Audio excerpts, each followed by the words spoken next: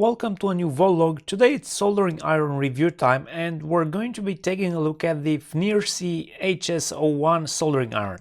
And we've seen FNIRSI labeled products before and they're built nicely like this USB power meter, which I never got to do a full review of, but I do love it. It's my go-to tool whenever I need to measure a USB port. And generally their products have a high quality finish, but let's see how this soldering iron presents itself. Full disclosure here, they've sent this package for free for the purpose of this review, but I'm not getting paid by them and anything I find good or bad will be revealed in this video. Before starting with the review of this unit, I'd like to share some thoughts on soldering iron reviews in general. I feel like in recent years the majority of the soldering iron manufacturers have switched to using cartridge-type tips, meaning these guys which have the heater and the thermocouple built into the tip itself. It's all encapsulated, which ensures optimal thermal conductivity and fast response. And because of that, I feel like the majority of soldering stations or even individual soldering irons that use these types of tips have more than adequate soldering thermal performance for the average user.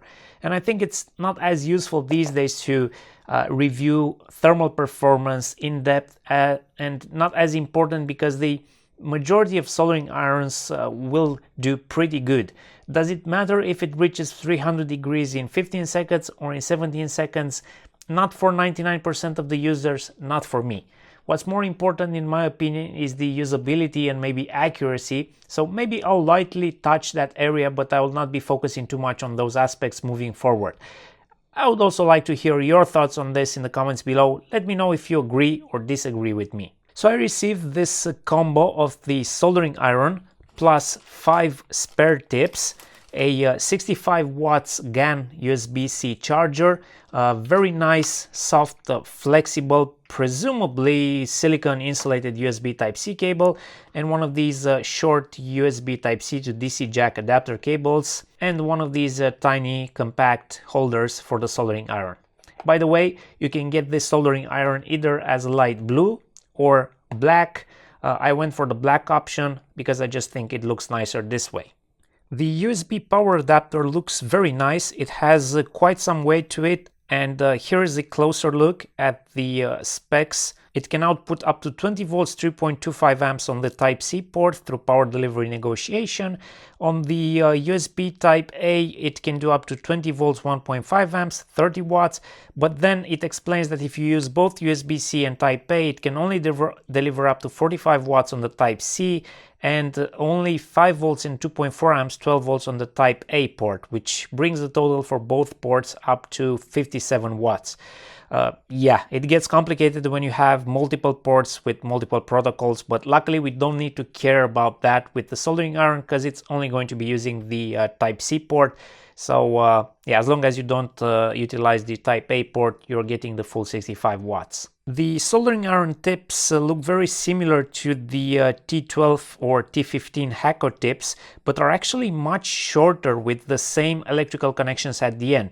And with this selection of tips, you can go from soldering really thick, high thermal mass stuff to really small SMD components. And I think that making the tips shorter is actually a very good thing because it gives you way more precision, because you can get very close to a small soldering point with greater precision when the tip is this short. The sponsor of this video is PCBWay.com, a professional PCB manufacturer with excellent quality and fast turnaround times. From 2 layers to advanced multi-layer flex rigid PCBs, PCBWay will have you covered. You could also try the new module store on their website, where by using bonus points or cash, you can purchase a great variety of electronic modules and related tools. Check out their website, linked below.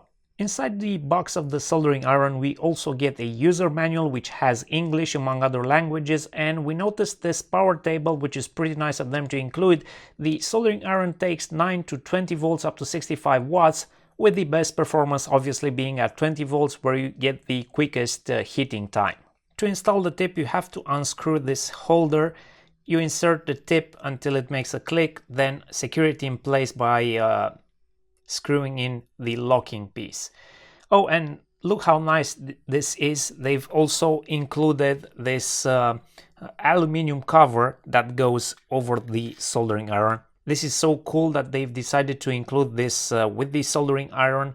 This will prevent the tip from being damaged and also prevent it from damaging other stuff while it's hot, or even when it's cold. It can easily puncture through a backpack, for example, but this will keep it protected. Holding the iron in my hand feels very good. It's nicely balanced, not too heavy, and because the tip is shorter, I feel like I can precisely solder even very small stuff. In fact, let's put this on a scale, and it looks like 41 grams total with the tip installed, which is not bad. There is this rubber grip here to prevent your fingers from sliding onto the hot part of the tip. That's really nice attention to detail. Buttons feel very nice and clicky, and here's something that's kind of inconvenient with these types of soldering irons. Now, if you have the Type-C cable plugged into the iron and you're soldering, this is going to be sticking out the top, which sometimes can get in your way when doing some fine soldering. It's less ideal than a bench soldering station cable, but with this super soft and flexible USB-C cable that's included, it's actually not that bad. It's as best as you can get it to be. The small stand does work, and it's great for portability. I have used this type of tiny stand before, and it really does a good job for the not so often remote soldering jobs, be it at a random desk or table or maybe in the field. You also get a couple of these tiny cleaning sponges just to clip that, just to help you clean the tip of the soldering iron. You have to wet these. If you just plug in power, it doesn't automatically heat up. It's in standby phase, so you would have to click the left arrow key as indicated by the animated image, then it starts heating up. The iron will detect the tip, and if there isn't one inserted, it will prompt you to insert a tip into the soldering iron. There is a power percentage bar graph indicator on screen. Right there in the middle, it shows the current measured temperature. On the right side, it shows the set temperature as well as the input voltage. And long pressing the right arrow key puts it back into standby mode, where it turns off heating. Pressing the left or right arrow key directly adjusts the set temperature in 10 degrees increments, which is awesome and really intuitive. I'm glad they have this function easily accessible. Do you need finer than 10 degrees step adjustments? 99% of the time, no. 10 degrees steps is perfectly fine and makes the adjustment much quicker. Pressing both arrow keys at the same time gets you a settings menu, and this is a bit fiddly and takes a few tries to get them pressed at the same time. This is where having just two buttons starts to be annoying because there are a number of key options to remember. Long press the right key to enter a menu option, then you adjust as needed, then long press any key to exit. It's not bad, it's fairly intuitive, but still, you gotta remember all of this the next time you're using the soldering iron. We have brightness, calibration, temperature unit, sleep time and temperature, child lock, language, left hand or right hand, which just flips the display, and then we also have voltage select so that you can manually trigger the power delivery voltage level as you desire. Hold the left key to exit the menu system. Now let's quickly check the default factory calibration for the temperature measurement, and we're using this special soldering iron thermometer. I have it set to 350 degrees Celsius, which is a fairly typical soldering temperature for me, and it's reading 325. It's 25 degrees Celsius lower than the actual temperature. So we should go into the menu settings and calibrate for that, which is fairly simple to do. And now we can go back and retest and measure the temperature. And it looks like with the calibration put in, we're now matching the value it shows on screen. So good thing there is a calibration menu, but bad thing that it doesn't come well calibrated from the factory. Now let's try to solder something. I have this dummy test PCB that I typically use for these kinds of tests, and I have a 2.5mm pin header in here.